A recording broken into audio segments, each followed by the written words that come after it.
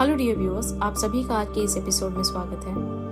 अगर आपने स्पेन और मोरक्को के मैप को ध्यान से देखा है तो आपको दिखाई देगा कि स्पेन के दक्षिणी सिरे पर पॉइंट मैरिकी स्थित है और ठीक सामने सिर्फ 13 किलोमीटर की दूरी पर मोरक्को में पॉइंट सीरीज है। इस नैरो स्ट्रेट को जिब्राल्टर कहा जाता है जो अटलांटिक ओशन को मेडिटेरेनियन सी से जोड़ता है। ये सिर्फ 13 किलोमीटर चौड़ा और 57 किलोमीटर लंबा है। फिर भी इस गैप को पार करने के लिए कोई पुल या सुरंग यानी कोई ब्रिज या टनल कभी नहीं बनी। ऐसा इसलिए है क्योंकि यहाँ का पानी लगभग 365 मीटर गहरा है, जो किसी भी कंस्ट्रक्शन प्रोजेक्ट के लिए एक बड़ी चुनौती पेश करता है। पिछले कई दशकों में बहुत सारी एम्बिशियस प्रोजेक्ट्स इसको लेकर सामने आए, इस दावे के साथ कि ये दोनों कॉन्टिनेंट्स को जोड़ेंगी, यानी अफ्रीका और यूरोप। लेकिन मॉडर्न टेक्नोलॉजी और दुनिया भर में कई सक्सेसफुल मेगा स्ट्रक्चर के बावजूद ये मामूली सी दूरी को खत्म करने के लिए अब तक कोई स्ट्रक्चर बना क्यों नहीं? अब ये तो खुद में एक सवाल है। द स्ट्रेट ऑफ जिब्राल्टर एक क्रूशियल जंक्चर है जहां मेडिटेरेनियन सी अटलांटिक ओशन से मिलता है।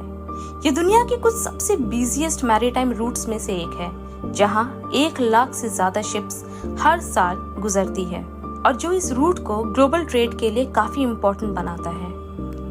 इन दोनों कॉन्टिनेंट्स को जोड़ने का आइडिया दशकों से इंजीनियर्स और विजनरीज को फैसिनेट करता आया है, क्योंकि इससे आर्थिक लाभ की उम्मीद ज्यादा है, जैसे कि एक stable trade route, tourism boost और इसके साथ ये एक पावरफुल सिंबल होगा यूनिटी का।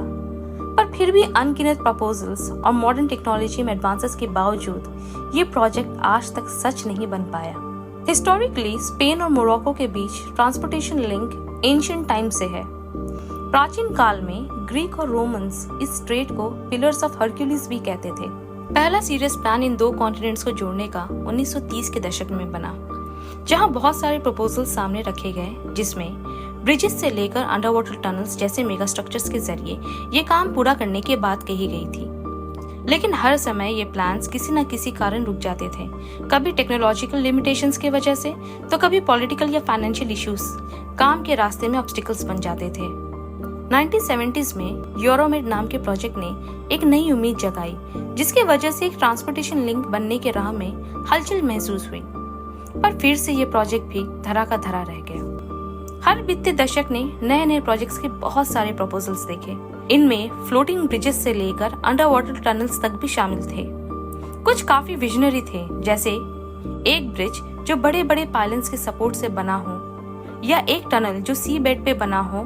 पर ये सारे आइडिया सिर्फ आइडियाज ही बनकर रह गए। तो इस प्रोजेक्ट को आगे क्यों नहीं बढ़ाया गया? इसके पीछे क्या कारण हो सकते हैं? ये समझने के लिए हमें बहुत सारी चीजों की गहराइयों में जाना होगा। तो चलिए एक एक करके समझते हैं।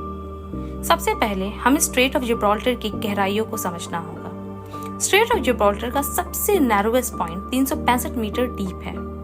अब इतने गहरे पानी के ऊपर एक ब्रिज को बनाना है तो इसके लिए काफी मजबूत फाउंडेशन की जरूरत भी होगी। इंजीनियर्स को पाइलन सी बेड में डीपली पेनिट्रेट करना होगा, जो बिल्कुल भी सिंपल काम नहीं है। स्ट्रेट ऑफ जिब्राल्टर के नीचे का जो तल है वो अनस्टेबल क्वाटरनरी क्ले चैनल से भरा हुआ है।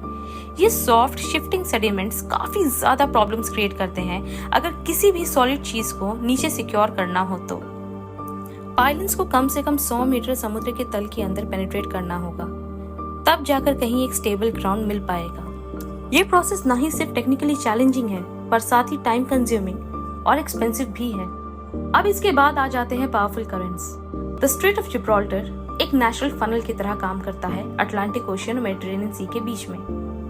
अटलांटिक ओशन से पानी का बहाव काफी ज्यादा होता है, जो मेडिटेरेनियन सी में आकर बहता है। ये करंट्स टाइड्स के साथ मिलकर किसी भी अंडर वाटर कंस्ट्रक्शन को एक्सट्रीमली चैलेंजिंग बना देते हैं। इसके अलावा 1 लाख से अधिक जहाज हर साल इस स्ट्रेट से गुजरते हैं। अब इतने डेलिकेट कंस्ट्रक्शन टास्क को पूरा करने के लिए, खासकर तब जब पानी आपके आसपास तेजी से बहता हो, इसके लिए हाईली स्पेशलाइज्ड इक्विपमेंट्स और टेक्निक्स का यूज करना पड़ेगा ताकि वर्क एनवायरनमेंट को स्टेबलाइज किया जा सके। अब ये एक ऑलरेडी कॉम्प्लेक्स प्रोजेक्ट को और कॉम्प्लेक्स बना देगा। और अगर हमने सी बेड को स्टेबलाइज कर भी दिया और करंट्स को भी मैनेज कर लिया, तो जो नेक्स्ट इशू है इस प्रोजेक्ट के रास्ते में वो है शिपिंग लेन्स। 1 लाख से ज्यादा शिप्स स्ट्रेट ऑफ जिब्राल्टर को हर साल पार करते हैं। ये शिप्स कोई छोटे मोटे वेसल्स नहीं हैं। यहाँ हम मैसिव कार्गो शिप्स और ऑयल टैंकर्स के बारे में बात कर रहे हैं। ब्रिज को इतना ऊंचा बनाना होगा जिसके नीचे बड़े शिप्स आसानी से पास हो जाएं। इसका मतलब है ब्रिज को इतनी ऊंचाई पे बनाना होगा जो ऑलमोस्ट 100 मीटर्स पानी से ऊपर हो। अब ये अपने आप में एक इंजीनियरिंग चुनौती पेश करता है। इसके साथ स्ट्रेट ऑफ जिब्राल्टर एक टेक्टोनिक प्लेट बाउंड्री पर स्थित है। यहाँ यूरेशियन और अफ्रीकी प्लेट्स मिलती हैं, जिससे ये इलाका एक अर्थक्वेक प्रोन जोन बन जाता है। 1755 का लिस्बन अर्थक्वेक जो 8.5 से 9.0 मैग्नीट्यूड का था, जिसकी वजह से इस एरिया को एक मैसिव डिस्ट्रक्शन का सामना करना पड़ा था। कोई भी पुल या सुरंग यानी किसी भी ब्रिज या टनल को इस प्रकार के सिस्मिक एक्टिविटी को सहन करने के लिए डिजाइन करना होगा, जिससे इंजीनियरिंग चुनौतियों और लागत में और बढ़त होगी।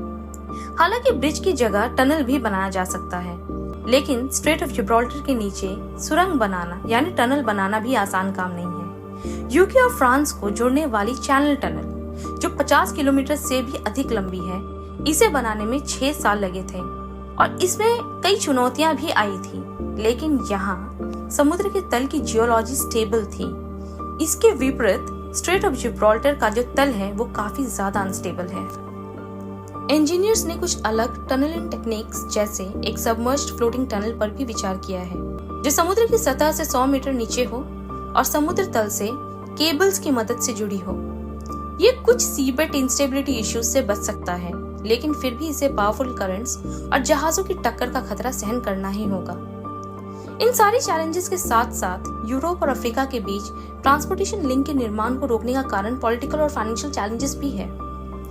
स्पेन और मोरक्को के बीच राजनीतिक संबंध ऐतिहासिक तनाव से भरे हुए हैं। सूटा और मेलिला जैसे टेरिटरीज पर डिस्प्यूट के कारण दोनों देशों की आपस में नहीं बनती। दोनों देशों को कंस्ट्रक्शन ओवरसाइट और रेवेन्यू शेयरिंग जैसे कई मुद्दों पर सहमत होना होगा, जो खुद में एक आसान काम नहीं है। इतने सारे चैलेंजेस में से एक और है यूके का इस स्ट्रेटेजिक पॉइंट पर नियंत्रण होना, जो स्पेन को बिल्कुल भी पसंद नहीं है। किसी भी प्रोजेक्ट को इन पॉलिटिकल चैलेंजेस को सावधानी से पार करना होगा ताकि सभी पक्ष संतुष्ट हो सके। इसके साथ फाइनेंशियल मुद्दा भी है। जिब्राल्टर पर ब्रिज या टनल बनाना एक बेहद महंगा प्रयास है। ऐसे प्रोजेक्ट्स की लागत का अनुमान 5 बिलियन से 20 बिलियन डॉलर तक हो सकता है। ये कंस्ट्रक्शन के टाइप और स्केल दोनों पर निर्भर करता है। इन चुनौतियों के बावजूद ऐसा कहा जा सकता है कि इंजीनियरिंग और टेक्नोलॉजिकल डेवलपमेंट एक दिन इस प्रोजेक्ट को संभव बना सकता है। पॉलिटिकल लैंडस्केप बदल सकती है, जिससे बेहतर कॉपरेशन का रास्ता निकल सकता है। यूरोप और अफ्रीका के बीच इस अंतर को खत्म करने के उद्देश्य से 25 बिलियन डॉलर की योजना भी तैयार की जा रही है। ये एम्बिशियस प्रोजेक्ट अभी प्लानिंग स्टेजेस में है, जो यूरोप और अफ्रीका के बीच यात्रा में क्रांतिकारी बदलाव लाने का वादा करती है। लेकिन अन्य सभी प्रयासों की तरह ये भी कई चुनौतियों का सामना कर रही है। हकीकत बनने से पहले यूरोप और अफ्रीका को एक पुल या सुरंग से जोड़ना ये एक सपना होगा। ये सपना चुनौतियों और संभावनाओं दोनों से भरा हुआ है। ये सपना हकीकत होगा कि नहीं, अब ये देखना काफी दिलचस्प होगा। तो आज के लिए इतना ही। उम्मीद है आपको आज का ये वीडियो काफी ज्यादा पसंद आया होगा। अगर ऐसा है तो प्लीज वीडियो को लाइक, शेयर और सब्सक्राइब जरूर करें।